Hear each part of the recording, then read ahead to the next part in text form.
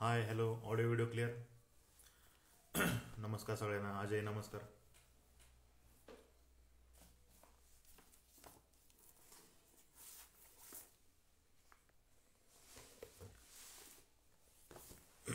हाय Ganu.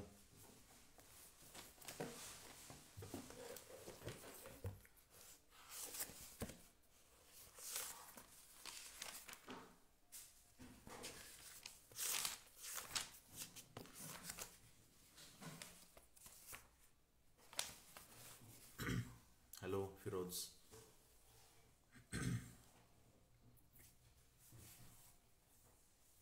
Audio video clear आहे का सांगा पटकन.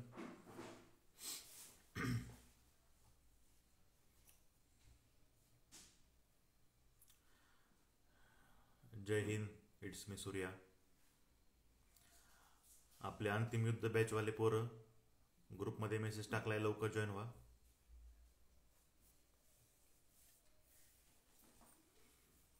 येतोय श्रद्धा आवाज? ओके.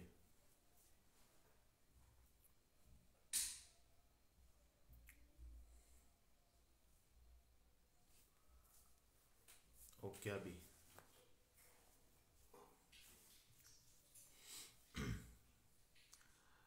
ओके राम. 2 मिनिटात चालू करतोय.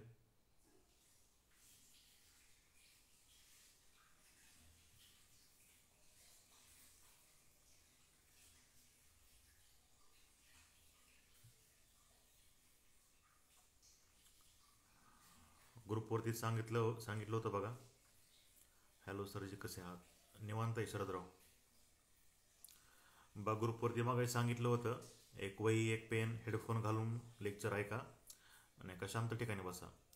लाऊडस्पीकर आवाज कमी. हां आता येतो का आवाज प्रथमेश? आता येतो का आवाज? मिस्टर राधे मुरबाड ठाणे.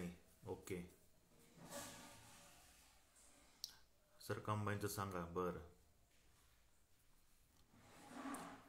मला फक्त आधी सांगा किती उशीर आहे लेक्चर. किती उशीर आहे लेक्चर तुमच्या रिस्पॉन्सवरती डिपेंड आहे किती वेळ चालू ठेवायचं. ऑडिओ व्हिडिओ क्लिअर आहे का सांगा मला. हेडफोन घालून लेक्चर ऐका. हेडफोन नसलं घातला जर तुम्ही म्हणत असाल आवाज कमी होतोय, लेक्चर सोडून द्या. हेडफोन लावा.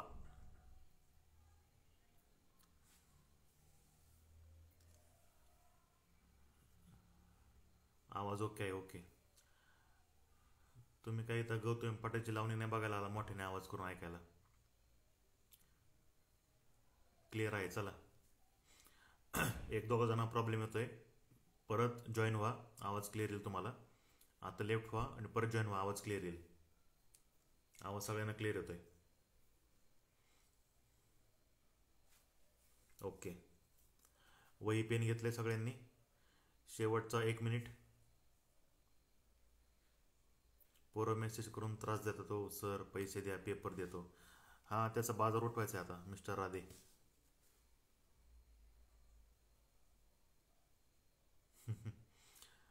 ते हां ऑल ओके सरजी. ओके ते भरपूर. आता काल मी लावले सर हेडफोन. ओके व्यंकटेश. काल मी बघा ही आपलं मार्गदर्शन बॅच लॉन्च केली अंतिम युद्ध. आज आत्तापर्यंत जवळपास 250 मुलं त्यामध्ये ॲड झालेत, की जे मुलं मुंबई शिपाई, त्यानंतर मुंबई चालक आणि कारागृह यासाठी क्वालिफाय झालेले आहेत लेखीसाठी. तर त्यांचा मी ग्रुप तयार केलेला आहे टेलिग्रामचा, ते लिंक पण आहे बघा स्टोरीला आपल्या. तर त्याच्यामध्ये एका जणाने स्कॅम चालू केला एक, की मी 7,000 रुपये देतो. आज तो पोरींना मेसेज करतोय की हाय ताई हाय दादा, तुझं सिलेक्शन आपलं तू क्वालिफाय झाली का मुंबईला असं. त्यानंतर किती मार्क आहे तुला, कास्ट कोणती वगैरे. त्यानंतर मग म्हणतो की मी तुला पेपर पाहिजे का, मी तुला पेपर देतो. फक्त चालू घडामोडीचे प्रश्न देणार नाही, 85 प्रश्न आहे ते देतो, मला 7,000 रुपये पाठव.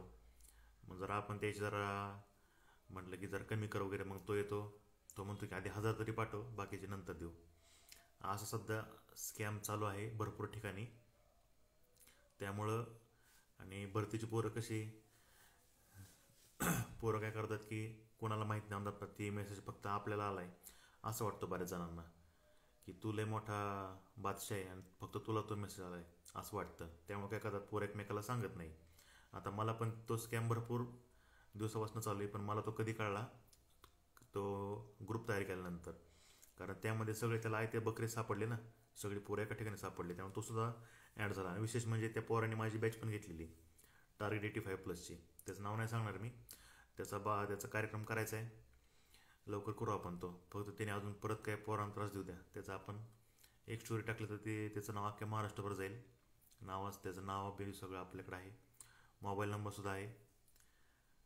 फक्त तिने अजून काय करू द्या, मग आपण करू. तुम्हाला जर त्याचा तसा मेसेज वगैरे काय आला की पैसे देऊन तुम्हाला मी क्वेश्चन सांगतो वगैरे, तर तसं काही करू नका. 1 रुपयासुद्धा कोणाला देऊ नका. मुळात अजून पेपर तयार झाला आणि ह्याला कुठला पेपर भेटला. बरं, तो असं म्हणतं की 85 प्रश्न माझ्याकडे आहेत, 15 प्रश्न फक्त चालू घडामोडीचे टाकायचे राहिलेत. तर 15 प्रश्न चालू घडामोडी देणार ह्याला कोणी सांगितलं? त्यामुळे असं कोणत्याही फालतू याच्यावरती विश्वास ठेवू नका आणि आपले पैसे वाया घालू नका.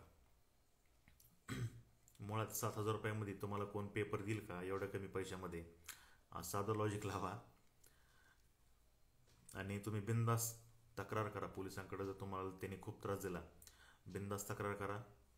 त्याचे स्क्रीनशॉट काढून ठेवा आणि बिंदास तक्रार करा. तो कसा भरती होता बघू आपण. मग त्याचेच खायचे वांदे आहेत, त्यामुळे असे पोरांकडनं 1,000-2,000 रुपये गोळा करतोय. त्याला काय, त्याला एखादा बकरा सापडला, 1,000 रुपये झाले त्याला. त्यामुळं पोरांनी सांगत चाल एकमेकांना की मला असा मेसेज आला होता. त्यामुळे काय होतं, एकमेकांना कळतं. ते बरेच जण सांगत नाही. सर सुरू, ओके. चला स्टार्ट करतो लेक्चर आपण. तर बघा,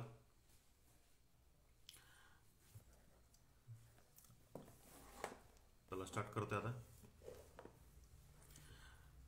तर बघा, काल मी अंतिम युद्ध नावाची बॅच किंवा एक ग्रुप चालू केला, स्कॅम 2024. हां राजकुमार, त्याच्यावरती वेबसिरीज काढावं लागेल एक नवीन नेटफ्लिक्सवरती. हा नवीन हर्षद मेहता आलाय पोलीस भरतीचा. रिस्क है तो इश्क है असं. तर बघा, काल मी एक बॅच लॉन्च केली अंतिम युद्ध नावाची. 14 लाख रुपये रेट चालू आहे पेपरचा रमेश्वर सोनवणे. बरोबर. तर त्या बॅचमध्ये बघा, जे मुलं मुंबई पोलीस भरती शिपाई आणि चालक आणि कारागृहासाठी क्वालिफाय झाले आहेत लेखीसाठी, त्यांच्यासाठी ती बॅच लॉन्च केलेली आहे. आणि त्यामध्ये तुम्हाला पूर्णपणे मोफत असं मार्गदर्शन मी करणार आहे पर्सनल.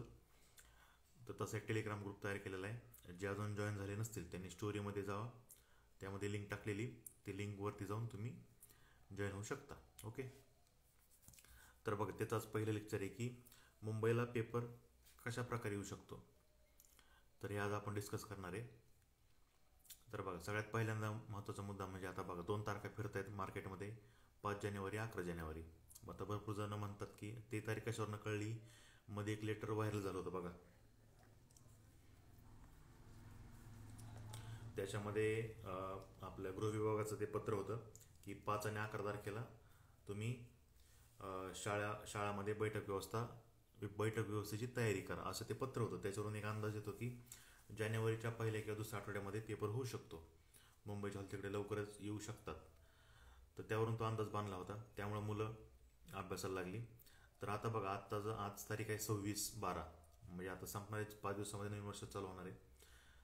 तर तुमचा आता अभ्यास कुठपर्यंत असला पाहिजे, तर तुम्ही आता रिव्हिजन या फेजमध्ये असले पाहिजे. तुमच्यापैकी जर काही जण आता म्हणत असते कोणतं पुस्तक वापरू, तर दादा ताई तुम्ही आत्ता काय करा, भरती सोडून द्या. जर तुला आत्ता पुस्तक कोणतं वाचायचं ते तुला पाहिजे असेल तर आता तुम्ही फक्त आणि फक्त रिव्हिजन केली पाहिजे आणि पेपर सोडवले पाहिजे. या फेजमध्ये तुम्ही आता सध्या असले पाहिजे. ओके. तर बघा, मुंबईला पेपर कशा प्रकारे पडू शकतो. आता मागच्या वर्षी जो पेपर पडला होता त्यामध्ये जवळपास 60 ते 65 प्रश्न हे कोणत्या विषयाचे होते, तर जीकेचे होते. मागच्या वर्षीच्या प्रश्नपत्रिकेविषयी, मुंबईच्या प्रश्नपत्रिकेविषयी जर कुणालाही विचारलं तर सगळेजण काय म्हणतात, काही पण विचारलं होतं, कुठून पण प्रश्न आले होते, पेपर लय अवघड होता, असे फालतू कारणं पोरं देतात. हे कारण कोण देतं की ज्याची लेखी निघली नाही तो. पण पेपर खरंच तसा होता का, प्रश्न नेमके बाहेरचेच आले होते का, कुठले आले होते, हे आपण कधी त्याचा अभ्यास केला का नाही. आपण फक्त काय यूट्यूबला कुठल्या तरी मास्तरने सांगितलं की पेपरला अवघड होता, कारण त्याच्या टेस्ट सिरीजमधनं प्रश्न आले नव्हते म्हणून त्याला तो अवघड वाटला. मग त्यांनी सांगितलं की पेपर अवघड होता, लगेच आपण पण काय बनवून टाकलं परसेप्शन की पेपर खरंच अवघड होता. तर बघा, मागच्या पेपरचं तुम्ही प्रिंट काढली तर प्रश्न बघितले तर त्यातला एकही प्रश्न हा नवीन नव्हता. सगळे प्रश्न काय होते, रिपीटेड प्रश्न होते. त्याला आपण काय म्हणतो PYQ, प्रिव्हियस इयर क्वेश्चन.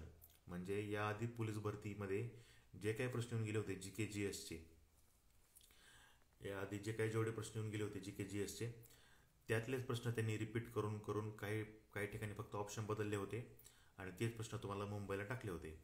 आता तुम्हाला तो पेपर अवघड का वाटला, त्याचं कारण, महत्त्वाचं कारण म्हणजे काय, तर त्यावेळेस बघा मुंबईच्या मागच्या वर्षी तुम्हाला माहीत असं ज्यांनी पेपर दिला त्यावेळेस असं वातावरण तयार झालं. तर त्यावेळेस असं वातावरण तयार झालं की ह्याचं आपलं मुंबईचं पेपर खूप अवघड निघणार आहे आणि पेपर हा पॅटर्ननुसार निघणार आहे की 25चा पॅटर्न, म्हणजे 25 मराठी, 25 GK, 25 गणित, 25 बुद्धिमत्ता, या पॅटर्नमध्ये पेपर निघणार आहे. आणि महाराष्ट्रामध्ये जेवढ्या काही अकॅडमी आहेत पोलीस भरतीच्या, त्यांनी काय केलं, त्याच पॅटर्नने पेपर काढला. पोरांनी त्याच पॅटर्नच्या 60-70 प्रश्नपत्रिका सोडवल्या आणि त्याच पॅटर्ननुसार पोरं पेपरला गेले. मग यामध्ये मुलं काय करतात, GK GS, सामान्य ज्ञान आणि चालू घडामोडीचा तरी पोरं अभ्यास करतात. परंतु हे जे बाकी सामान्य ज्ञान जे विषय आहे, हा काय विषय मोठा आहे, ह्याला जास्त पुस्तकं वाचावं लागतात. मग मुलं काय करतात, मुलांच्या डोक्यामध्ये काय होतं की 25च्या पॅटर्ननी पेपर येणार आहे, मग त्यांनी गणित, बुद्धिमत्ता, मराठी यावरती जास्त भर केला. त्यांनी काय टार्गेट ठेवलं की 75 प्रश्न आले, त्यातले आपल्या 70 सुटले, 70 आणि सामान्य ज्ञान आणि चालू घडामोडीमध्ये 10-15 मार्क पाडायचे, म्हणजे 85 आपली बेरीज होती आणि आपल्याला पोस्ट निघते, असा त्यांचा विचार होता. परंतु पेपरला काय झालं, कार्यक्रम गणला. पेपरला काय झालं, GK GSचे प्रश्न 60-65 आले आणि बाकीचे तुमचे आवडते विषय गणित, बुद्धिमत्ता, मराठीचे त्याचे प्रश्न 30-35 आले. त्यामुळं मुलांना पेपर अवघड गेला. त्यामुळं यावर्षीसुद्धा तसंच पॅटर्न येईल का, सर काहीच नाही सांगू शकत, GK करण अजून मॅथ रिजनिंग. हां, तर बघा सगळ्यांच्या मनातला प्रश्न आहे की यावर्षीसुद्धा तोच पॅटर्न येईल का, तर त्याचं उत्तर काय आहे, सांगू शकत नाही. तोच पॅटर्न येईल का, नाही सांगू शकत नाही. परंतु त्याच पॅटर्ननी पेपर का येईल हे मी सांगू शकतो. कारण बघा मागच्या वर्षीसुद्धा मुंबईसाठी जवळपास 7,000 जागा होत्या आणि मुंबईला सर्वात जास्त फॉर्म आले होते. कोणताही पेपर सेटर ज्यावेळेस पेपर काढतो आणि जर त्या पेपरसाठी किंवा त्या जे काही जागा आहेत त्या जागेसाठी जर जास्त फॉर्म आले तर पेपर सेटर जो असतो तो काय विचार करतो, मुलांना मराठीमध्ये किती अवघड प्रश्न टाका, कारण मराठीचं कसं आहे, सिलेक्टेड टॉपिक आहेत, सिलेक्टेड त्याला एकच पुस्तक आहे, तेवढं वाचायचं, त्याच्या बाहेरचं काय येणार नाही.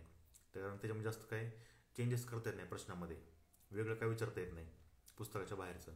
त्यानंतर आहे दुसरा गणित बुद्धिमत्ता. गणित बुद्धिमत्तामध्ये काय आहे, ठरलेले फॉर्म्युले आहेत, ते फॉर्म्युले टाकले उत्तर येतं. म्हणजे तुम्हाला कसं जरी किती जरी आकडे मोठे टाकले काही केलं, गणित बुद्धिमत्तेमध्ये तुमचे मार्क जाणार आहेत का, नाही जाणार.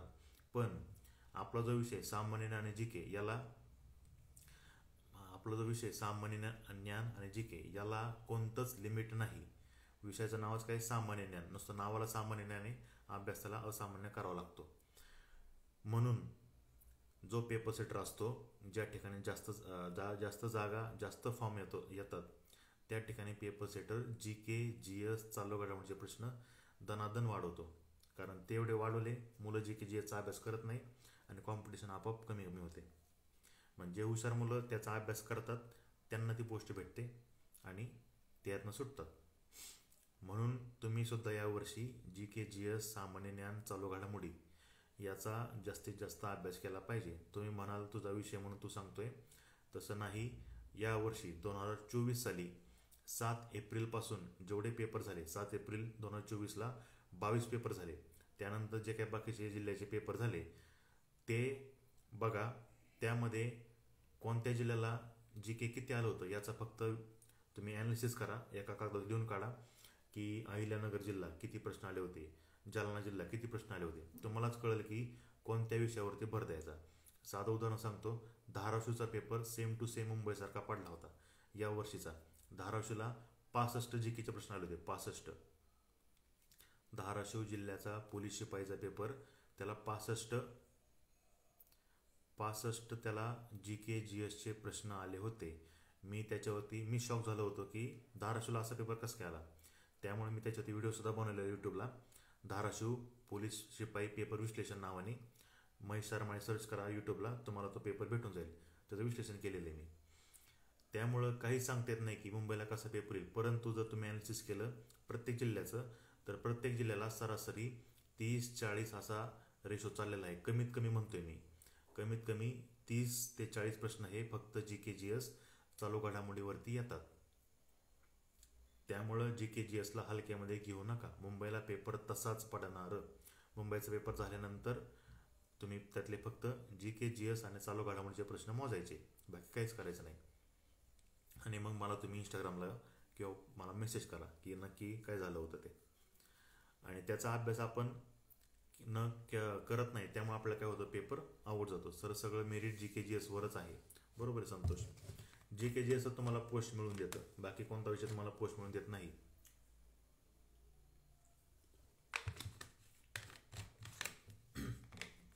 त्याचं कारण सांगतो.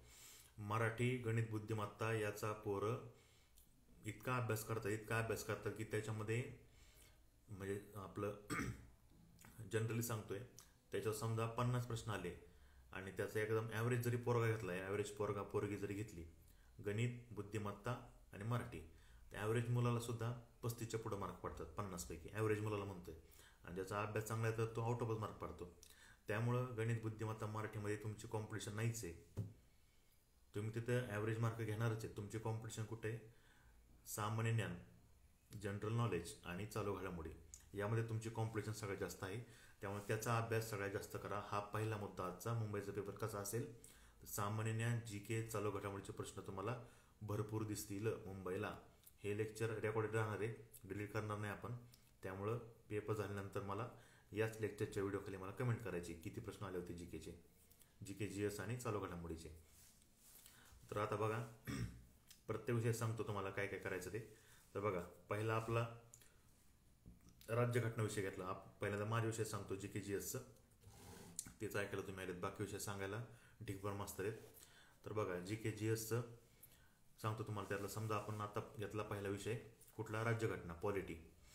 तर राज्यघटना आणि पंचायत राज असे आपल्याला विषय आहेत. राज्यघटना आणि पंचायत राज.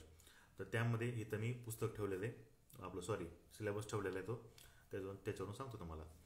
त्यातले महत्त्वाचे टॉपिक कोणते? पेन वही लिहून घ्यायचं, नुसतं बघायचं नाही, लिहून घ्यायचं खाली की राज्यघटनेचे मी कोणते टॉपिक सांगतोय तुम्हाला, त्यावरती जास्तीत जास्त भर द्यायचा. हे आधी सांगतोय, नाही तर तेवढेच टॉपिक कराल, बाहेरचा प्रश्न आला म्हणते परत मला शिवाय द्याल या व्हिडिओ खाली येऊन. मी जे आता टॉपिक सांगणार आहे त्याचा अगोदर अभ्यास करायचा आणि मग राहिलेल्या टॉपिकचा अभ्यास करायचा, असा त्याचा अर्थ होतो. ओके. तर बघा, पहिला विषय राज्यघटना. त्यातला सगळ्यात महत्त्वाचा पहिला टॉपिक करायचा राज्यघटनेमधला घटना निर्मिती आणि त्याचं स्वरूप, किंवा घटना निर्मिती आणि त्यासोबत ज्या काही समित्या स्थापन झाल्या होत्या वगैरे वगैरे, ते सगळं त्याच्यामध्ये करायचं. सर्वात जास्त प्रश्न घटना निर्मिती या टॉपिकवरती पोलीस भरतीला पडलेले आहेत. उदाहरणार्थ, संविधान सभेची पहिली बैठक कधी झाली? हा प्रश्न कशातला आहे? घटना निर्मितीमधला आहे. त्यानंतर सगळ्यात आवडता प्रश्न, मसुदा समितीचे अध्यक्ष कोण होते? असे जे प्रश्न आहेत ते कशामध्ये येतात? तर घटना निर्मिती या टॉपिकमध्ये येतात. त्यानंतर दुसरा टॉपिक आहे आपला, तर आत्ताच बघा लोकसभा विधानसभा इलेक्शन झालं. तुम्हाला 100 नाही, 200 नाही, 1000% तुम्हाला त्यावरती प्रश्न येणार. लोकसभा आणि विधानसभा काय असतं? साधे साधे प्रश्न येतील. त्याच्यावरती तुम्हाला चालू घडामोडीला सुद्धा प्रश्न दिसतील की नुकत्याच महाराष्ट्रामध्ये झालेल्या विधानसभा निवडणुकीमध्ये कोणत्या आमदाराला सर्वात जास्त मते मिळाली? ज्यांनी माझी या आठवड्याची चालू घडामोडीची रील बघितली आहे, त्या रीलमध्ये मी 3च पान टाकलेत आठवड्याचे पूर्ण चालू घडामोडी, त्याच्यामध्ये याचं उत्तर आहे. तर अशा प्रकारचे प्रश्न तुम्हाला दिसतील. हा झाला चालू घडामोडीचा प्रश्न लोकसभा विधानसभेवरती. पण जर तुम्हाला रेग्युलर प्रश्न विचारायचं म्हणलं तर साधा प्रश्न विचारतील की महाराष्ट्रामध्ये लोकसभेचे किती मतदारसंघ आहेत? तर किती आहेत? तर 48 मतदारसंघ आहेत. तर लोकसभा विधानसभा हा टॉपिक सुद्धा तुम्ही जास्तीत जास्त त्याच्यावरती फोकस करा त्यावर, कारण ते नुकत्याच झालेले आहे, त्यामुळे त्याच्यावरती प्रश्न येण्याचे चान्सेस जास्त आहेत. त्यानंतर बघा, कलम परिशिष्ट आणि घटना दुरुस्त्या. कलम परिशिष्ट आणि घटना दुरुस्त्या अत्यंत महत्त्वाच्या. कलम सगळे कलम करत बसायचे नाही. 12 ते 35 काय सांगितलं मी, 12 ते 35 पर्यंत ती महत्त्वाची कलम आहे ती करायची. कलम 44 एक करायचं, कलम 61 एक करायचं. एवढी जी काय महत्त्वाची कलम आहे तेवढीच करायची. उगाच MPSCच्या पोरांच्या नादी लागून सगळी कलम करायची नाही, त्याच्या ट्रिक बी काय करायचं नाही. आपल्याला जेवढी कलमं लागतात, कोणती मूलभूत हक्क, मूलभूत कर्तव्य, नंतर मार्गदर्शक तत्व, या 3 टाईपची कलमं आपल्याला लागतात. या 3 टॉपिकची कलमं आपल्याला लागतात. बाकी कोणती कलमं लागत नाही. पोलीस भरतीची मागची प्रश्नपत्रिका काढ, त्यात तुला सापडलं कोणती कलमं करायची, कोणती कलमं नाही करायची. त्यासाठी मागच्या वर्षीच्या प्रश्नपत्रिकावरती आपला तेवढा कमांड पाहिजे, तेवढी आपली कमांड पाहिजे. मग आपल्याला कळतं की नक्की कोणते कलमं करायचे आणि कोणते नाही करायचे. ओके. घटनादुरुस्ती सुद्धा सेम. घटनादुरुस्ती उगाच त्या बाबा आझमच्या जमान्याच्या काळातल्या करायच्या नाही, एकदम लेटेस्ट करायच्या, 100च्या पुढच्या.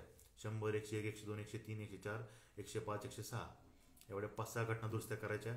त्याचं सालपाठ करायचं, किती नंबरचं होतं करायचं, कशाशी संबंध होतं ते सुद्धा करायचं, आणि एका पानावर लिहून काढायच्या. 6 घटनादुरुस्तीला 1 पान भरपूर झालं. प्रत्येक घटनादुरुस्तीविषयी फक्त 2 वेळी लिहायच्या. जास्त डीपमध्ये करायचं नाही. ते विधेयक कोणतं होतं, मग कुणी मांडलं, मग ते परत रिटर्न गेलं, मग परत आलं.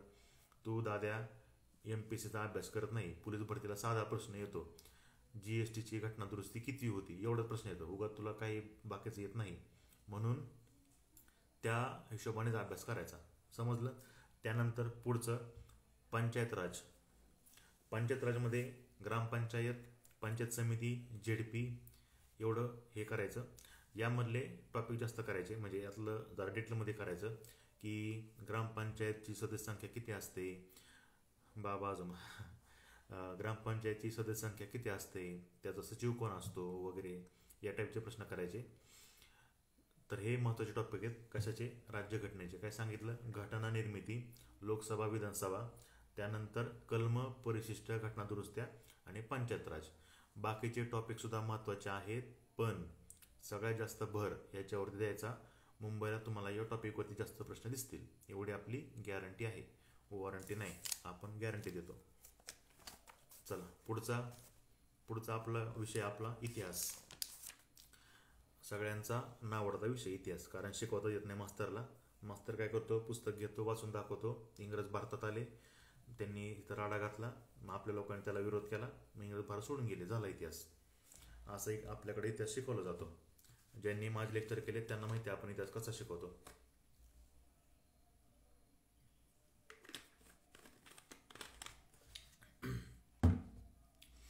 तर बघा, इतिहासामध्ये 3 घटक आहेत. पहिला प्राचीन भारताचा इतिहास, दुसरा मध्ययुगीन भारताचा इतिहास, आणि तिसरा आधुनिक भारताचा इतिहास. प्रश्न कशा जास्त पडतील, प्राचीन, मध्य का भारत, काही सांगता येत नाही. पण मग मुंबईला कसं पेपर येईल? सर व्हिडिओ स्टॉप होत आहे. स्टॉप होते का? नाही, इकडून सगळं क्लिअर चाललंय. व्हिडिओ क्लिअर आहे का रे पोरांनो?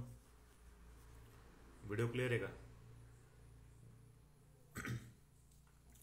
एक मला एकदा सांगा, व्हिडिओ ऑडिओ क्लिअर आहे का? पटकन सांगा, ती लिंक तुटते परत. व्हिडिओ स्टॉप झाला होता का? बरोबर. सर मुंबई पोलीस साठी काहीतरी स्पेशल. श्वेता तेच चालले ना, काय काय करत ते सांगा. ते सांगतोय दाद्यांनो, मी काय जगा म्हणून घालतोय का मी? तेच चाललंय. लेक्चरचं तुम्ही टायटल वाचलं नाही का? काय टायटल आजचं? मुंबईचं चाललंय सगळं. तर बघा, इतिहासात चाललं होतं आपलं. हा ओके, येते आवाज सगळ्यांना?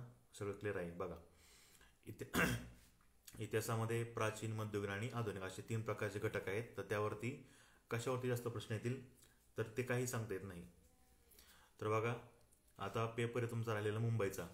तर मुंबईमध्ये बघा, मुंबईला जास्त करून प्रश्न कशावरती आलेत तर आधुनिक भारताचा इतिहास यामधले आलेत.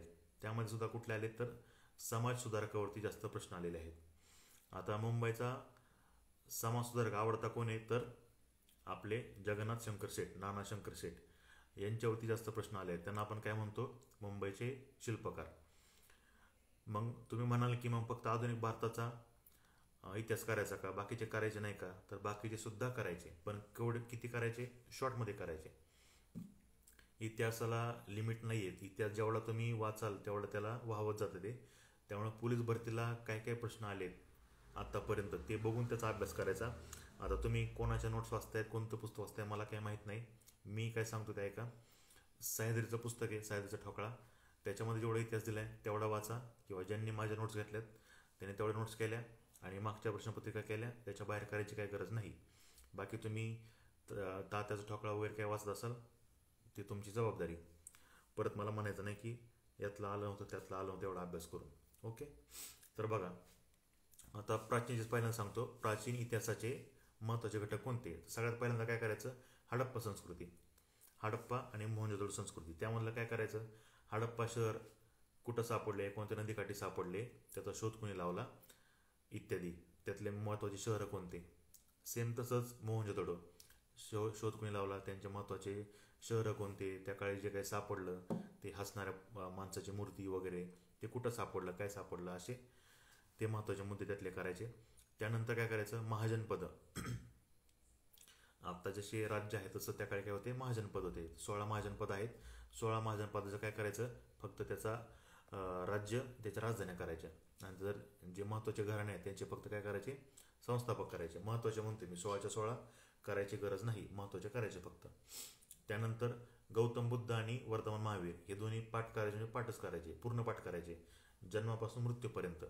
गौतम बुद्ध आणि वर्धमान महावीर, की गौतम बुद्धांचा जन्म कुठं झाला, कधी झाला, त्या घटनेला काय म्हणतात, ते घरातून बाहेर पडले त्या घटनेला काय म्हणतात, त्यांच्या आईचं नाव, त्यांच्या वडिलांचं नाव, त्यांच्या राज्याचं नाव, त्यांचा सांभाळा ज्या मावशीने केला त्यांचं नाव, त्यानंतर त्यांनी कोणत्या भाषेमध्ये आपला उपदेश दिला ते, त्यानंतर त्यांनी आपल्या शिष्यांना कोणत्या ठिकाणी पहिल्यांदा उपदेश दिला, त्यानंतर त्यांचा शेवटचा उपदेश, त्यांचं निधन झालं त्या घटनेला आपण काय म्हणतो इत्यादी. सेम वर्धमान महावीर, की पहिले तीर्थंकर कोण होते, शेवटचे कोण आहेत, एकूण किती होते, त्यांची दुसरी नावे काय, त्यांनी कोणत्या भाषेमध्ये आपला संदेश दिला, उपदेश दिला, अशा प्रकारचे प्रश्न तुम्हाला ह्याला पोलीस भरतीला विचारले जातात. बाकी डिटेल करायची गरज नाही. मोजून 2 ते 3 पानामध्ये नोट्स आहेत त्या.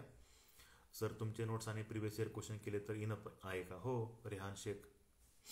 त्यानंतर बघा हे झालं प्राचीनचं एवढंच करायचं. त्यानंतर मध्ययुगीनमध्ये सगळ्यात महत्त्वाचं करायचं आपल्या छत्रपती शिवाजी महाराजांचा इतिहास, तो आपला तोंडपाठ पाहिजे. आता तुम्ही म्हणा की आम्ही महाराष्ट्रातले, आपण सगळे महाराष्ट्रामधले, आम्हाला सगळं शिवाजी महाराजांचा इतिहास माहिती, आणि पेपरला प्रश्न आला की आपल्याला काही आठवत नाही. त्यामुळं जास्त ओव्हर कॉन्फिडन्समध्ये राहायचं नाही. छत्रपती शिवाजी महाराजांचा इतिहास सगळा नीट वाचून काढायचा, त्याच्यावरती प्रश्न काय केले आतापर्यंत ते सगळे नीट सोडवायचे आणि मग त्याचा अभ्यास करायचा. ओके, छत्रपती शिवाजी महाराजांचा इतिहास जन्मापासून त्यांचा मृत्यूपर्यंत वगैरे सर्व, त्यांनी कोणते किल्ले जिंकले, मग कोणत्या किल्ल्याचं नाव आधी काय होतं, त्यांनी काय ठेवलं, त्यानंतर राज्याभिषेक सोहळा, त्यानंतर महत्त्वाच्या लढाया, मग त्या लढाईमध्ये कोण हे झाले, शहीद झाले वगैरे, अशा टाईपचे प्रश्न तुम्हाला मध्ययुगीन भारताच्या इतिहासामध्ये दिसतील. अजून काय करायचं मध्ययुगीन भारताच्या इतिहासामध्ये, तर मुघल साम्राज्य करायचं. मुघल साम्राज्याचं मग त्याचे संस्थापक कोण होते, मग कोणानंतर कोण आला, एवढं करायची गरज नाही. संस्थापक करायचे आणि त्यानंतर महत्त्वाच्या लढाया आहेत. पानिपतचं पहिलं युद्ध, दुसरं युद्ध, तिसरं युद्ध, त्यांचे साल एवढे फक्त लक्षात ठेवायचे. हे मध्ययुगीन भारतामध्ये करायचं. त्यानंतर हे झालं तुमचं मध्ययुगीन भारताचं. त्यानंतर पुढं आपला आधुनिक भारताचा इतिहास, एका वाक्यात सिलेबस आहे, सगळ्यांना माहिती. मी न्यू फॉलोअर आहे, तुमची नोट्स कुठनं घ्यायच्या सांगतो मी शेवटी श्वेता. तर बघा आधुनिक भारताचा इतिहास एका वाक्यात सिलेबस आहे. इंग्रज भारतात आले, इंग्रज भारतातून गेले, याच्यामध्ये त्यांनी जो काही गोंधळ घातला तर तो गोंधळ म्हणजे काय, आधुनिक भारताचा इतिहास.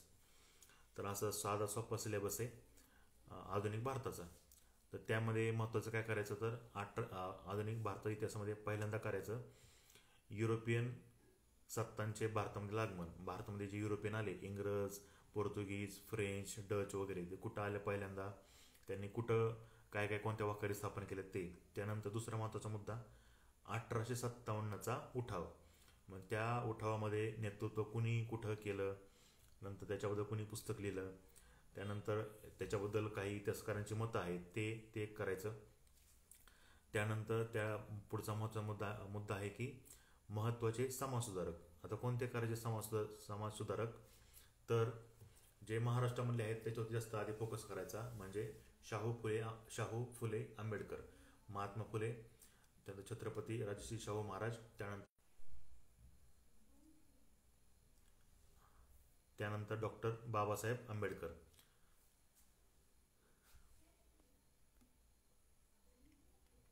दिसतंय सगळ्यांना का बंद झालंय? मला एकदा सांगा रे, तिथं जराही झालं. दिसतंय का क्लिअर सगळ्यांना?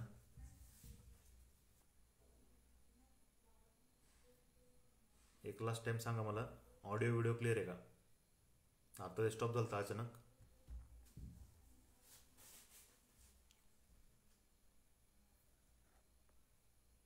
चालते बरोबर, ओके अमोल. तर बघा, समाज सुधारक करायचे महत्त्वाचे, महाराष्ट्रातले सगळ्यात आधी करायचे, आणि त्यानंतर जे राष्ट्रीय लेवलचे आहेत ते करायचे समाज सुधारक. तर असा आपल्याला इतिहासाचा अभ्यास करायचा आहे, प्राचीन, मध्ययुगीन आणि कुठला आधुनिक भारताचा इतिहास. समाज सुधारकांचा तुम्हाला एक साधं सोपं सांगू का? समाज सुधारकांचा अभ्यास कसा करायचा? तर कोणतं पण एकदम प्रिव्हियस इयरचं पुस्तक घ्या, म्हणजे ज्या पुस्तकामध्ये मागच्या वर्षीच्या प्रश्नपत्रिका असतील.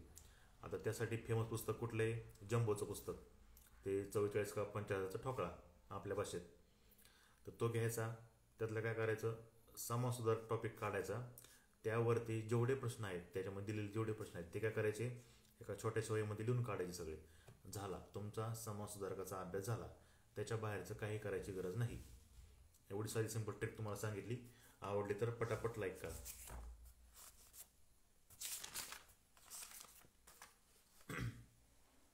जम्बो जिंदाबाद. यस, तुम्ही जम्बोला धरलं तुम्हाला वर्दी भेटणार, जम्बोला सोडलं वर्दी नाही भेटणार. बघा, इतिहास झाला. आता भूगोलामध्ये सुद्धा 3 आहेत बघा, जगाचा, भारताचा, महाराष्ट्राचा. जगाचा भूगोल एकदम कमी सिलेबस आहे, पण आपण सगळं करत बसतो. जगाच्या सिलेबसमध्ये बघा, पहिल्यांदा काय करायचं, आपली सूर्यमाला, सूर्य, त्याच्या भोवती फिरणारे ग्रह, त्या प्रत्येक ग्रहाला काय काय म्हणतो आपण ते, त्यानंतर त्याला फिरायला किती वेळ लागतो, स्वतःभोवती सूर्याभोवती त्याला किती उपग्रह आहेत, लांबचा कोण, जवळचा कोण, लाल कोण दिसतो, चमकतो कोण, वगैरे वगैरे, असं सगळं त्याच्यावरती प्रश्न येतात. त्यानंतर चंद्रग्रहण, सूर्यग्रहण हे करायचं. त्यानंतर महत्त्वाचे खंड, त्यानंतर त्यातला मोठा कोणता, लहान कोणता. त्यानंतर जगातील महत्त्वाचे महासागर, ते महासागरांची नावं, त्यातला खोल कुठला, सगळ्यात मोठा कुठला, भारताला कुठला आहे ते वगैरे, ते सर्व करायचं. त्यानंतर महत्त्वाचे देश आणि त्यांच्या राजधान्या, हा एक महत्त्वाचा टॉपिक आहे, ते एक करायचं. जगाचा भूगोल संपला, बाकी काय करायची गरज ह्याला नाही. त्यानंतर बघा पुढं भारताचा भूगोल. भारताचा भूगोलसाठी आपलं साहित्यामधलंच वाचायचं सगळ्यांनी. तर त्यामध्ये काय करायचं, भारताचं भूगोलमध्ये प्राकृतिक, भारताचे महाराष्ट्र दोन्ही तुम्हाला सोबत सांगतो. तर बघा, भारताचा आणि महाराष्ट्राच्या भूगोलमध्ये तुम्हाला सगळ्यात महत्त्वाचा पहिल्यांदा करायचं आहे राजकीय भूगोल. तर राजकीय भूगोल काय असतो, आता आपला भारत देश, तर भारताच्या शेजारी कोणकोणते देश आहेत, कोणकोणत्या देशांच्या सीमा भारताला लागल्या आहेत, ते आपलं पाठ पाहिजे. त्यासाठी एक साधी सोपी ट्रिक आहे, बचपन MBA. आता काही जण म्हणतील की माझ्याकडे याच्यापेक्षा भारी ट्रिक आहे, तुझ्याकडेच ठेव, आम्हाला एवढी चांगली जमती, आमची लक्षात राहिली, बचपन MBA. त्यानंतर भारत कधी स्वतंत्र झाला, त्यावेळी भारतामध्ये किती राज्य होते, आता किती राज्य आहेत. त्यानंतर उत्तरेकडे कोणतं राज्य आहे, दक्षिणेकडे कोणतं आहे, पूर्वेकडे कोणतं आहे, पश्चिमेकडे कोणतं आहे, कोणत्या राज्याला सगळ्यात जास्त समुद्रकिनारा लाभला आहे. त्यानंतर किती एकूण लांबी आहे भारताची, उत्तर, दक्षिण, पूर्व, पश्चिम, कोणता समुद्रकिनारा आहे, कोणते समुद्र आहेत, वगैरे प्रश्न राजकीय भूगोलच्या अंडर येतात. सेम महाराष्ट्राच्या आजूबाजूला किती राज्य आहेत, किती राज्य सीमा महाराष्ट्र राज्याला लागले आहेत, महाराष्ट्राचे प्रादेशिक विभाग कोणते, राजकीय विभाग कोणते, त्यानंतर महाराष्ट्र कधी स्थापन झाला, त्यावेळी किती जिल्हे होते, त्यातनं किती जिल्हे बाहेर, त्यातनं किती नवीन जिल्हे तयार झाले, वगैरे प्रश्न तुम्हाला राजकीय भूगोलमध्ये दिसतील. त्यानंतर करायचा प्राकृतिक भूगोल. प्राकृतिक भूगोल म्हणजे काय, डोंगर, नद्या वगैरे. भारतातले डोंगर, नद्या करायचे, म्हणजे हिमालय वगैरे करायचं. महाराष्ट्राचं सुद्धा आपलं सह्याद्री पर्वतरांग सोडायचे नाही, सह्याद्री पर्वतरांग करायची, त्यामध्ये सगळं तुमचं कव्हर होऊन जाईल. त्यानंतर मग काय करायचं, पर्यटन स्थळं. आता समजा तुमचा पेपर समजा कुठल्या एखाद्या, समजा ह्या छत्रपती संभाजीनगरचा पेपर समजा, तर त्यामध्ये तुम्हाला काय विचारलं जाईल, अजिंठा वेरूळ लेणी, हे काय महत्त्वाचं पर्यटन स्थळ आहे, तर त्याबद्दल तुम्हाला जास्त प्रश्न विचारला जातो. त्यामुळे महत्त्वाचे पर्यटन स्थळ त्यामध्ये काय येतं, धार्मिक स्थळं पहिल्यांदा करायची, म्हणजे ज्योतिर्लिंग आहेत महाराष्ट्रामध्ये 5. त्यानंतर अष्टविनायकाची स्थळं आहेत. त्यानंतर आपल्या देवीची 3.5 शक्तिपीठं आहेत, ते एक करायचं. त्यानंतर काही महत्त्वाचे मंदिर आहेत, ते कुठं आहेत वगैरे, ते एक करायचं. जरी मुंबईचा पेपर असला तरी बाकीच्या जिल्ह्यातले सुद्धा तुम्हाला मंदिरं वगैरे सर्व करावं लागणार आहे. त्यानंतर वाहतूक हा चांगला वाहतूक एक टॉपिक आहे, ज्यावरती तुम्हाला जास्त प्रश्न येतो. आता मागच्या वर्षी बघा समृद्धी महामार्ग जास्त चर्चेमध्ये होता, प्रश्न आला. यंदा कोणता महामार्ग चर्चेमध्ये, तर शक्तिपीठ महामार्ग 100% प्रश्न येणार. तर शक्तिपीठ महामार्ग सगळी माहिती रीलमध्ये टाकलेली मी, बघून घ्या. तर ते शक्तिपीठ महामार्ग एक करायचा तुम्हाला. तर असं तुम्हाला भारताचा भूगोल आणि महाराष्ट्र भूगोलचा अभ्यास करायचा आहे. हे मी तुम्हाला महत्त्वाचे पॉईंट सांगतोय, सगळं नाही सांगत तुम्हाला, महत्त्वाचे पॉईंट सांगतोय. त्यानंतर बघा सामान्य विज्ञान, फिजिक्स, केमिस्ट्री, बायो, भौतिकशास्त्र, रसायनशास्त्र आणि कोणतं असतं जीवशास्त्र, असे 3 शास्त्र तुम्हाला असतात. बऱ्याच जणांना हे सुद्धा माहीत नसतं की विज्ञानच्या आत सुद्धा 3 टॉपिक आहेत, कारण शिकवतच नाही.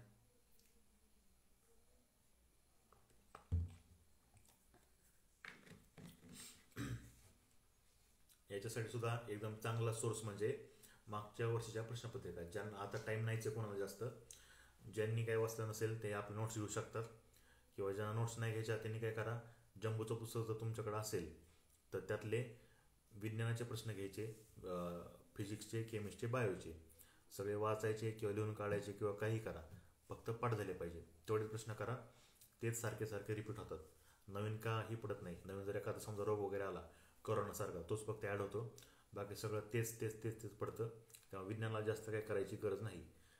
काय सांगितलं मी, ज्यांना कमी ह्याच्यामध्ये जास्त आउटपुट पाहिजे ते आपल्या नोट्स घेऊ शकतात, किंवा ज्यांना नोट्स नाही घ्यायच्या पण त्यांच्याकडे जम्बोचं पुस्तक आहे, ते त्यामध्ये मागच्या वर्षी झालेल्या जेवढ्या काही प्रश्नपत्रिका आहेत त्यातलं प्रश्न लिहून काढून पाठ करून त्याचा अभ्यास करू शकतात विज्ञानाचा.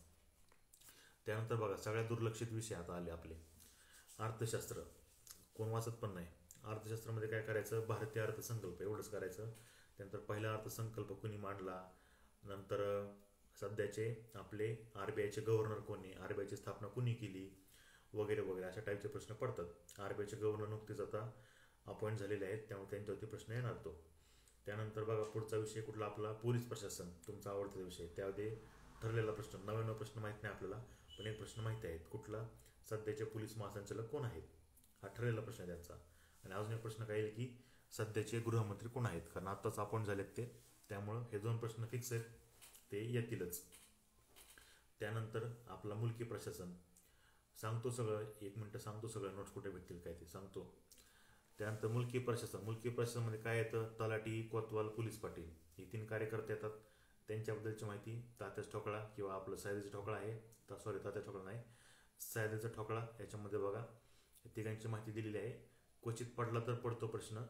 हा मागच्या वर्षी प्रश्न का पडला होता, कारण त्यावेळेस भरती निघली होती कोतवालची आणि पोलीस पाटलाची, आणि तो टॉपिक चर्चेमध्ये होता म्हणून त्याच्यावरती प्रश्न आले होते. यंदा तसं काही नाही, परंतु येऊ शकतो म्हणून आपलं बघून जावं एकदा. त्यानंतर राहिला आपला संगणकाचं काय करायचं, संगणकाचे प्रकार, संगणकाचे इनपुट आउटपुट डिव्हाइस तुम्हाला माहिती पाहिजे. त्यानंतर परम संगणक, महासंगणक जे असतात, सध्या कोणता आहे महासंगणक वगैरे, तो एक पाठ पाहिजे. सगळ्यात महत्त्वाचं म्हणजे कॉम्प्युटरवरती आपण शॉर्टकट की वापरतो, शॉर्टकट की, ते सुद्धा तुम्हाला माहिती पाहिजे. आणि साधे आपले प्रश्न, 1 GB म्हणजे किती, MB वगैरे, अशा टाईपचं तुम्हाला माहिती पाहिजे. तर हे झालं संगणकाचं. अजून कोणता राहिला विषय, झाले सगळे जवळपास. तर असा तुम्हाला सामान्य ज्ञानचा अभ्यास करायचा आहे. हे सगळे महत्त्वाचे टॉपिक तुम्ही लिहून घेतले असतील, ज्याला पास व्हायचे त्यांनी लिहून घेतलं असेल, कोणते टॉपिक करायचे कोणते नाही करायचे. ओके, हां आता बोला, तुमचे प्रश्न विचारा. चला विचार प्रश्न, चला पटपट. ते वर गेलेले नाही पाहणार आता मी, आता जे कमेंट करतील त्यांचे प्रश्न पाहणार.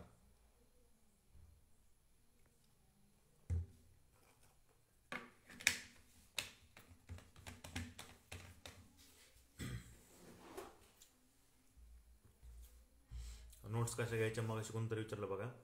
नोट्ससाठी मला DM करा किंवा 7972329107 7972329107 या नंबरवरती मेसेज करा. तर त्यावर नोट्स माझ्या 99 रुपयामध्ये आहेत. GK GS आणि चालू घडामोडी नोव्हेंबरपर्यंत.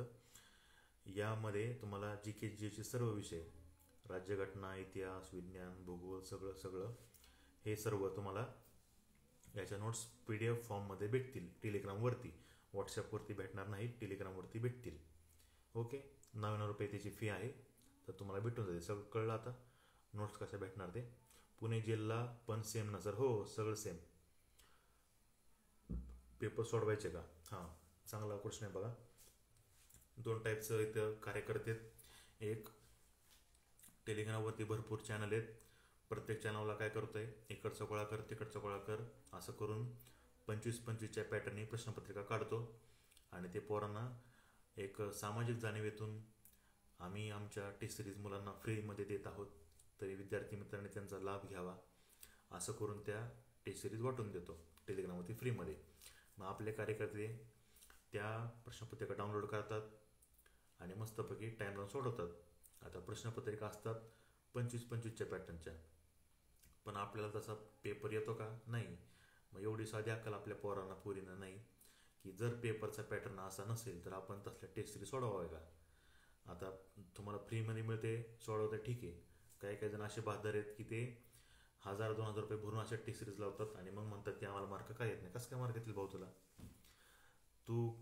तू प्रॅक्टिस करतोय कबड्डीची, तू खेळतोय क्रिकेट, असं कसं चालेल? त्यामुळं जसा पेपरचा पॅटर्न आहे तसे तुम्हाला प्रश्नपत्रिका कुठे भेटतील? फ्रीमध्ये भेटतील. कुठे भेटतील? 7 एप्रिल 2024 पासून जेवढे काही पेपर झालेत ते पेपर पुण्यामध्ये असले किंवा कुठं असेल, टेलिग्रामवरती भरपूर ठिकाणी आहेत. ते कुठल्या अकॅडमी चॅनलला भेटून जातील तुम्हाला. ते सर्व प्रश्न तुम्ही काय करा, डाउनलोड करा, त्याच्या प्रिंटआउट मारा आणि रोज कमीत कमी आत्तापासून रोज 4 ते 5 प्रश्नपत्रिका सोडवा. टाईम लावून सोडवा किंवा विदाऊट टाईम लावून सोडवा, कसं पण सोडवा. म्हणजे तुमचे दिवसाचे रोजचे 500 प्रश्न सोडून होतात. त्याचा तुम्हाला जास्त फायदा होईल अशा फालतू टेस्ट सिरीज सोडवण्यापेक्षा. पटलं तर घ्या, नाहीतर सोडून द्या. यूट्यूबवर घ्या सर लेक्चर. हो, घेणार आहे. नोट्स ट्रिक अनुसार आहेत का? हे बघा, जिथं ट्रिक गरजेचे आहे तिथंच मी ट्रिक देतो. उगाच प्रत्येक पॉईंटला ट्रिक देत नाही मी. माझ्या ट्रिक खूप फेमस आहेत. इंस्टाग्राम माझं चॅनल अख्खं चेक करा. जिथं महत्त्वाचं आहे तिथंच मी ट्रिक दिलेल्या आहेत. त्या ट्रिक आवडल्या तर नोट्स घ्या. मी नोट्सचा डेमो देत नाही. नाहीतर मला 2 पानं पाठवा, 3 पानं पाठवा, असं मी करत नाही. माझ्या नोट्स अत्यंत मौल्यवान आहेत, त्याची मी 2 पानं फुकट देत नाही. नोट्स माझ्या आत्तापर्यंत 300 पोरांनी घेतलेले आहेत. त्यामुळं, आणि जर तुम्हाला पाहिजे असेल नोट्स, डेमो बघायचा असेल तर माझं चॅनल आहे टेलिग्रामवरती, करंट अफेअर्स बाय महेश शारमाळे. त्यावरती भरपूर नोट्स फ्रीमध्ये आहेत. त्या आवडल्या तर घ्या, मी डेमो देत नाही. 1 नंबर. कारागृह पोलीस डिपार्टमेंटल PSIची एक्झाम देता येते का? येते. अजून इकडं तरी भरती ना तुम्ही. सर टेस्ट कुठल्या सोडव्या दररोज? सांगितलं आत्ताच ते. नाही ना, चालू आहे. बंद करणार होते पण ते चालू केलेत पुन्हा. धनु काय? धनु, घाडा, विकुका, पक्ष म्हणजे काय? नोट्स मस्त आहेत सर, थँक्यू. इझी वेमध्ये स्टडी होत आहे, थँक्यू सर. क्यूट सुजी, थँक्यू.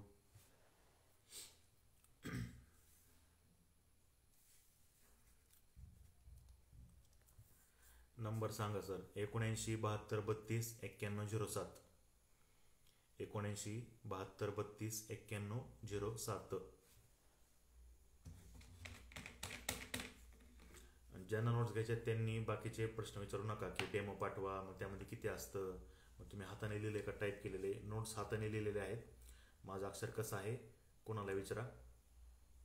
इंस्टाग्रामवरती माझ्या हँड रिटनमध्ये नोट्स आहेत. अक्षर बघून घ्या, मग सांगा.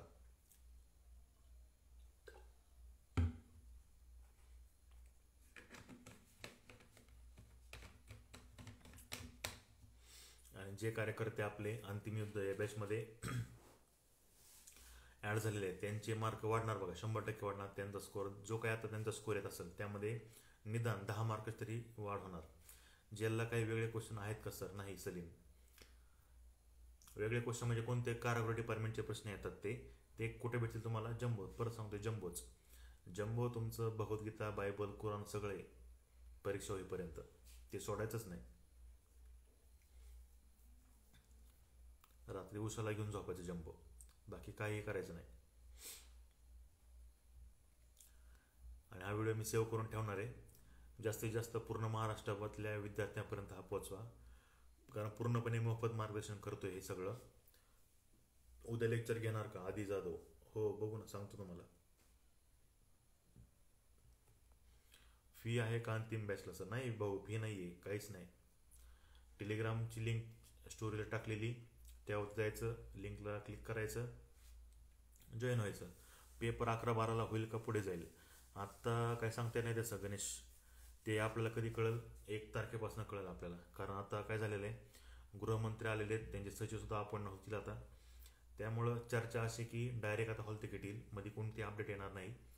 त्यामुळं अचानक धक्का देण्याचं तंत्र वापरलं जाईल मुंबईसाठी. त्यामुळं तुम्ही 5 तारखेलाच पेपर आहे असं 5 तारखेलाच पेपर आहे असं समजून अभ्यास करा. झाला तरी तुमचा फायदा आहे, नाही झाला तर अजून फायदा आहे. जी के किती येईल मुंबईला सांगितलं ना भाऊ? जास्तीत जास्त येणार. मागचा रेकॉर्ड माहिती नाही कितीचं आहे? 65चं रेकॉर्ड आहे मुंबईचं. त्यांना रेकॉर्ड मोडायला लावू नका. त्यांनी जर रेकॉर्ड मोडायचं मनावर घेतलं, तुमचं रेकॉर्ड तुटल.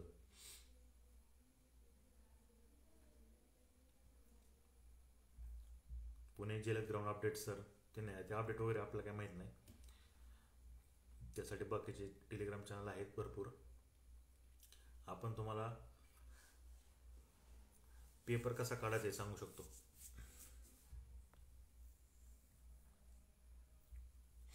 बोला, अजून प्रश्न तुमचे?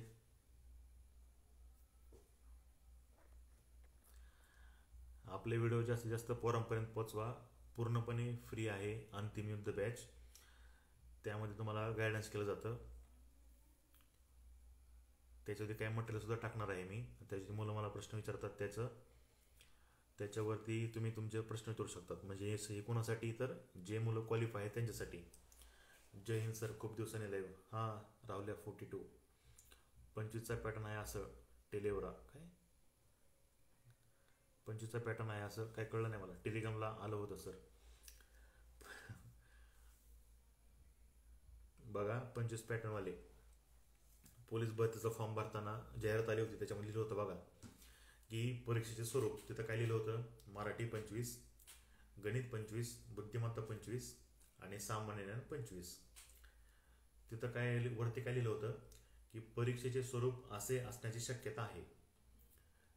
शक्यता आहे लिहिलं होतं. ते म्हणले का की असंच पेपर टाकू आम्ही? नाही म्हणले ते कधी असंच. तुम्ही जाहिरात परत वाचा. पेपर असाच येईल, 25चाच येईल असं नाही. त्यामुळंच पेपर कसा येऊ शकतो. मिस्टर विराज, मुंबईचा पेपर सेटर कोण असतं काय माहीत भाऊ? कुणी असू शकतं. पोलीस पॉईंटवर आले होते ते येऊ दे, त्यांचं काय नाही.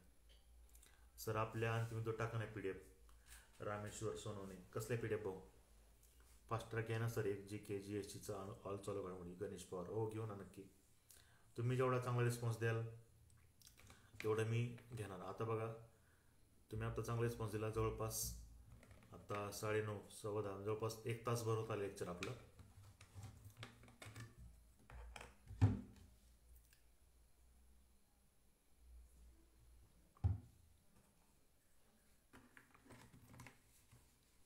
आपले व्हिडिओ जास्तीत जास्त शेअर करा, टॅग करा मला स्टोरीला तुमच्या. मी परत रिशेअर करेल. ते जास्त मुलांपर्यंत पोहोचवा. जास्त मुलं असले की तुम्हाला सुद्धा काय होईल की कॉम्पिटिशनमध्ये कळेल. RIP मनमोहन सिंग PM गेले का ते? Okay, RIP. आवाज कमी होतोय सर. बरं, उद्या लेक्चर घ्या GKचं, थोडं टाईम द्या आमच्यासाठी. बरं सर, पेपर कधी होईल वाटतं? 5-11 तारीख तर आहे, बघू आता. रोज लेक्चर किती वाजता असते सर? लक्ष पवार. स्टोरी बघत जायची माझी, त्यावरती तुम्हाला अपडेट कळत जाईल. स्टोरी बघायची, स्टोरीवरती आपलं टायमिंग कळतं.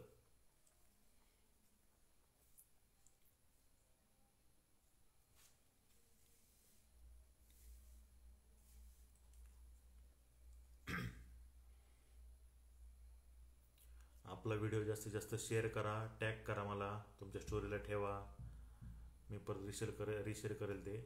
जास्त मुलं जॉईन झाले, जास्त मुलं आले, कारण आपण पुढं म्हणजे भरपूर प्लॅन आहे पुढं काय काय घ्यायचे, पण ते सगळं डिपेंड कशावरती, तुमच्या रिस्पॉन्सवरती. आपल्याला पेपरसुद्धा घ्यायचे, म्हणजे असं रोज लेक्चर घ्यायचे, क्वेश्चन घ्यायचे आणि त्याच्यावरती विश्लेषण करायचं. असे रोज 100 प्रश्न घेतले की तुमचीसुद्धा रिव्हिजन होईल. पण त्याला कमीत कमी 50 एक मुलं तरी पाहिजे. आज कशी मुलं होते तसे 50 एक तरी मुलं पाहिजे, म्हणजे तुम्हाला सुद्धा कॉम्पिटिशनमध्ये असल्यासारखं वाटतं. सर तुम्ही अकॅडमी टाकली आहे काय? नाही भाऊ, अकॅडमी टाकली. 1000 द्या, पेपर देतो. मी 2000 देतो, पण पेपर नाही भेटणार भाऊ. यूट्यूबवरच लेक्चर आहे का? 1000 द्या, पेपर. त्याबद्दल थोडं सांगितलं ना पहिल्या वेळेस ते. तर ते बघा भरपूर जणांचं चाललंय बघा. भरपूर जणांना मेसेज येतोय की 1000 रुपये द्या, मी तुम्हाला मुंबईचा पेपर देतो, मुंबईचे तुम्हाला 20 प्रश्न देतो, 25 प्रश्न देतो. तर तसलं स्कॅम सध्या चालू आहे. कोणालाही पैसे सेंड करू नका. असं जर तुम्हाला काही मेसेज वगैरे आला, त्याचा स्क्रीनशॉट काढा त्या पोराचा, म्हणजे त्या चॅटिंगचा तुमच्या, आणि तुमच्या स्टोरीला किंवा ह्याला ठेवा आणि त्याला पूर्ण व्हायरल करा. कारण असे स्कॅमचे प्रकार भरपूर वाढलेत. तुमच्या जवळच्या मित्रांना सुद्धा पैसे भरले असतील आणि तो फसला असेल. त्यामुळं जर तुम्हाला असे काही मेसेज आले तर आपल्या मित्रांना सांगत चला. त्याच्यामध्ये काही असं आपण फसवलं गेलो की आपल्याला कोणी काय बनवलं असं त्यामध्ये काही नसतं. एकमेकाला सांगत चला, म्हणजे तुम्हाला सुद्धा कळेल की नक्की काय चाललंय मार्केटमध्ये. असं कोणीही पेपर विकत नाही, एवढे तरी आपल्याला अक्कल पाहिजे की तुम्ही वाचता बघा की एवढ्या लाखाचा घोटाळा झाला पेपरमध्ये, 10 लाख, 15 लाख, 20 लाख, आणि तिथं तुम्हाला 1000 रुपयामध्ये कोणी पेपर दिल का? त्यामुळं उगाच कुठल्याही स्कॅममध्ये फसू नका. तसा मेसेज आला त्याचा स्क्रीनशॉट काढा आणि त्याला ब्लॉक करून टाका. आणि जरी त्याने तुम्हाला जास्त त्रास दिला, सरळ तक्रार करा. सर चालक पाहिला होईल का शिपाई? काय माहीत भाऊ, आता गणेश काय सांगता येत नाही. नवीन मुलं फसतात म्हणून दुसरं काही नाही. हां तेच ना. त्या नवीन मुलांना काय वाटतं की मलाच एकट्याला हा मेसेज आलेला आहे, मग तो काय करतो, सांगत नाही कोणाला. मग पैसे पाठवून बसतो आणि त्याला काही येत नाही, आणि मग तो कुणाला सांगत नाही. मग असं ह्याच्यामुळे काय होतं, ते जे स्कॅम करणारे पोरं आहेत, कार्यकर्ते, त्यांना वाटतं की आपल्याला कोणी काही करू शकत नाही, मग ते अजून पोरं जाळ्यामध्ये अडकवायचा प्रयत्न करतात. आता आपल्याच त्या अंतिम ग्रुपवरती पोरं मला पर्सनल मेसेज करत होते. मग त्यांना काय म्हणलं मी की तुम्ही ग्रुपवरती टाका. मग ग्रुपवरती टाकल्यानंतर प्रत्येकाला कळलं की अरे हा मेसेज तर मला पण आला होता. मग सगळेजण टाकायला लागले. ते असं होतं. त्यामुळं तुम्ही काय करा, अशा भानगडीत काय पडू नका. वर्दी मिळवायची, पण कष्ट करून मिळवायची, बाकी काही करायचं नाही. फसवणूक करून, काही करून, चिटिंग करून जे काय तुम्ही मिळवता ते कधी ना कधी परत हिसकावून घेतलं जातं. त्यामुळं लेट पण थेट कार्यक्रम. सर तुम्ही कुठले आहे? पुण्याचे. अकॅडमीने टाकले बाबा मी. इथं एखाद्या क्लासचं एक पोरग झालं तरी पोरं अकॅडमी टाकतात, म्हणजे शिक्षक लोक अकॅडमी टाकतात. आमच्या इथं 10-12 जण झाले पोलीसमध्ये आत्ता, अजून मुंबई बाकी, तरी आम्ही अजून अकॅडमी नाही टाकली. कारण आम्ही किंग मेकर आहे. आम्ही ते बनवतो सोडून देतो त्यांना, बाकी काही नाही. अकॅडमी टाकायचं वगैरे तसलं काही नाही. आपलं पोरांना जेवढं तेवढं मार्गदर्शन करायचं, तेवढंच आपल्या हातात आहे.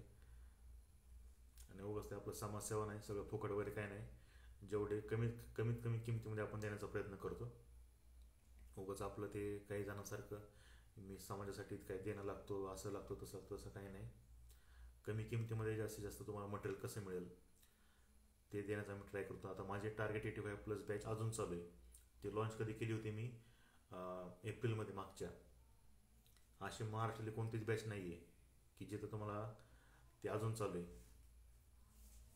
तुम्ही ग्रेट आहात. थँक्यू लक्ष पवार.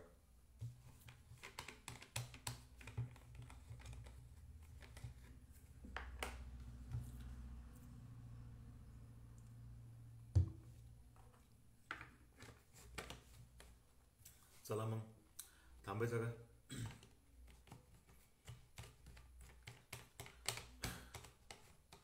चला मग थांबा आपण. हे लेक्चर मी सेव्ह करतोय. फक्त जास्तीत जास्त शेअर करा. तुम्ही स्टोरीला ठेवा, टॅग करा मला, मी परत रिशेअर करेल हे. ओके, चलो बाय, गुड नाईट. सगळेजण लेक्चरला आलात त्याबद्दल तुम्हाला सगळ्यांचं मनापासून धन्यवाद. जय हिंद, जय महाराष्ट्र.